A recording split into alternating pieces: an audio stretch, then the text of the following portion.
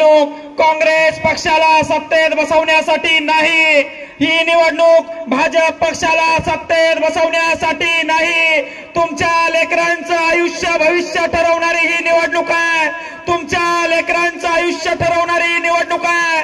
म्हणून सगळ्यांना विनंती आहे की मागच्या 25 वर्षापासून ज्यांना आपण सत्तेत बसवलं, मागचे 25 वर्ष ज्यांना आपण डोळे लावून मतदान केलं, त्यांनी आपल्या लेकरा बाळांसाठी काही बोलले नाही, आपल्या शेतीच्या प्रश्नावर बोलले नाही, आपल्या आरोग्याच्या प्रश्नावर बोलले नाही, आपल्या शिक्षणाच्या प्रश्नावर बोलले नाही.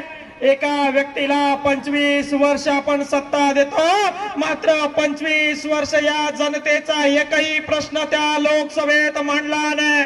विकास केला 25 वर्ष. कोणाचा विकास केला? स्वतःचा विकास केला. आपल्या या जालना जिल्ह्यातील शिक्षण व्यवस्था उद्ध्वस्त करून टाकली, आपल्या लेकरांचे मेंदू भ्रष्ट केले आणि आपले पोरं आपल्या मोटरसायकलला यांच्या